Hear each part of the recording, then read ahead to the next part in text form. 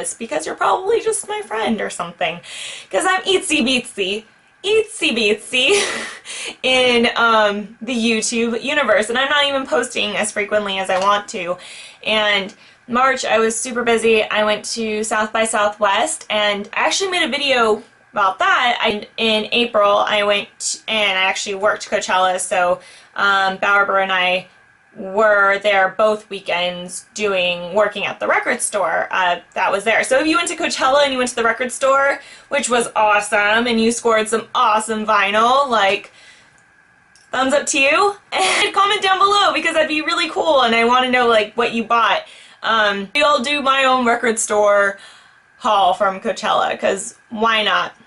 Anyways, May favorites, let's do this. I got some genuine good things that I sort of want to share, and let's go. So when I was at Coachella, there was, yes, a bunch of bands that I really did want to see, but at the same time, my favorite aspect of it is going and stumbling on somebody that you did not know before.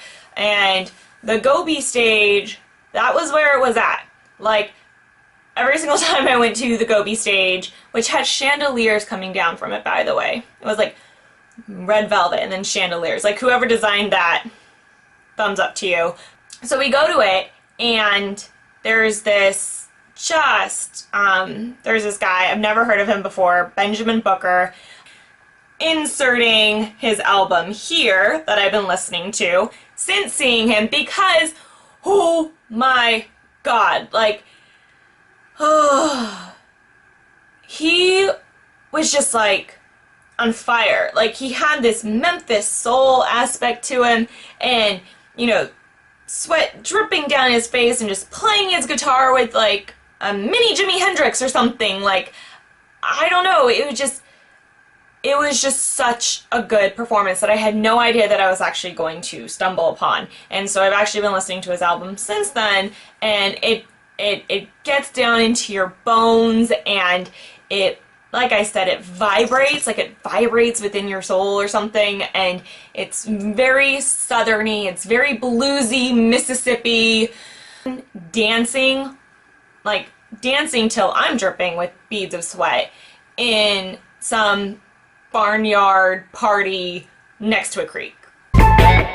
My favorite movie this month, or I don't know if like, okay, so I don't know if it's like a favorite movie, because then I feel like obligated to put it into the favorite section of my life, but an interesting movie I watched back in April, and it actually took all April to watch, was a movie called Mr. Nobody, and it stars Jared Leto, and it's like a futuristic movie, and it has a lot of themes that have to deal with time.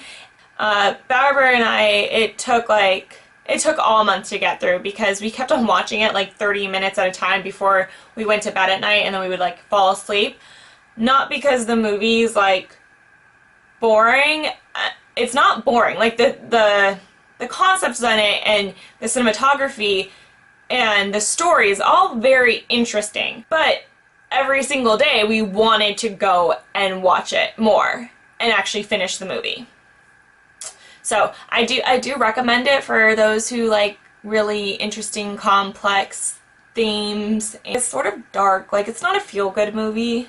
Like, I wouldn't say I feel good in it, but it's really intellectual and interesting. The one thing is health and beauty. It's an Aztec secret, and it's Bentonite clay. What it is it's a clay that removes toxins from your skin. It does say feel your face pulsate, and honestly your face does pulsate. Like equal parts water and the clay, and then you put it all over your face after you've washed your face, and it's about 10 to 15 minutes, and your skin gets so like it's a facelift. Like, it's a facelift in a jar, because you can't even like move your face. There's a few times when I've done this, and Bowerbird will come home, and I'm like, I can't speak. Like, I can't open my mouth. because I have the clay all on me. And maybe I'm leaving it on too long, and maybe that's the wrong way to use it, but it's kind of interesting to me. So anyways, when I go and I remove the mask afterwards, my face just glows. Like, I've done other masks before, and my face is like, okay, like, it looks clean, but it doesn't, like there's this inner radiance that comes from my skin, and it also really does kind of speed up the process of my pimples and my breakouts and all this kind of stuff. So, called me, and it's been now like an hour and a half probably since I was doing this, but alright, so I stopped at rosehip oil. Alright, so rosehip oil, I get it at Whole Foods, and the reason why I'm like obsessed and in love with it is because rosehip oil just moisturizes and nourishes my skin. My skin's been feeling really dry, and like not dry in like a crusty way, but just like dry in a thirsty way. Like, I could just tell it's been thirsty, and so I've been using moisturizers and like even heavy creams, and just nothing felt like it was hydrating enough. Like, researching facial oils just because I kind of like the concept of it, and I totally love like Into the Gloss and Birdie and those like beauty websites that show you like super fancy dancy facial oils that cost so much money that you could never get, and you pretend like you're a French girl in Paris and stuff. So anyway, after looking at all the blogs, I was wondering kind of, you know, I'm sure that there's some sort of facial oil that I can get that's like basic. I did research and I found out that rosehip oil is like used by a bunch of supermodels, and it's really good for your skin, and especially it's really good if you have acne. So if you have acne, you need linoleic acids or oils instead of the alternative. And that's supposed to help your skin. But anyways, so I do the rosehip oil, and I put in this little dropper. I was using it out of this for a while, but it just, I don't know, I just don't really like it. I kind of like this form better, and lavender oil in it, and at the end of the day, it just feels like the most luxurious experience, cleansing my face and then putting on this facial oil before bed. I mean, I put it on after the shower too, and then I use it before I put on my SPF as well. And I was using this out in Coachella, and even, I mean, like Coachella, it's the elements against your skin so bad, and I would expect a terrible, terrible breakout because I didn't even have, you know, the resources to really cleanse my skin that well because I was like camping. But the rosehip oil is just sort of treating my skin and like keeping it healthy and like keeping it glowing, and I've actually seen a difference with my scarring. My skin just looks more supple. It just, oh my god, I want to sing the praises of rosehip oil. And so it's just in this little dropper, and it's just like a little dropper like that, and like I said, I put lavender oil in it, and it is just amazing. This makes me feel like a fancy French lady.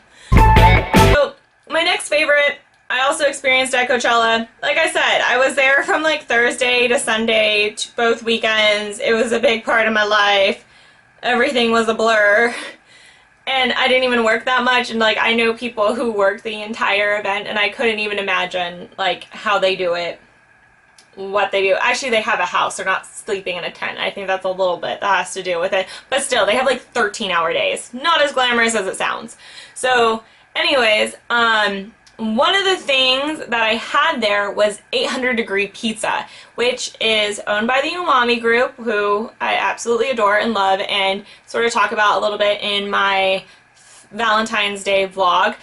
But, so 800 Degrees, it's a pizza place, and at Coachella they had this, this truffle mushroom pizza that had all these different types of mushrooms, and it had white truffle oil and fresh arugula on top, and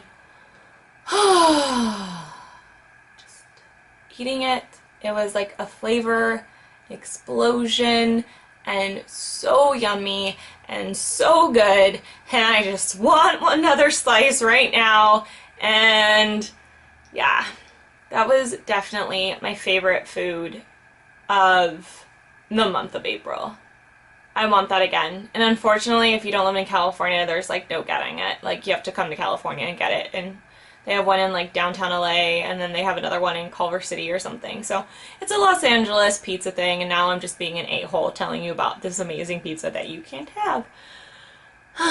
I know. I'm sorry. Anyways, I guess it's like, that's it for my favorites. Wham bam, thank you, ma'am, and I'll just see you next time when I do a video. And yep, so like, comment, subscribe, do any of those things that you do on YouTube. If you happen to stumble across this, watch it, like it, think that I have something to offer to the world, and enjoy.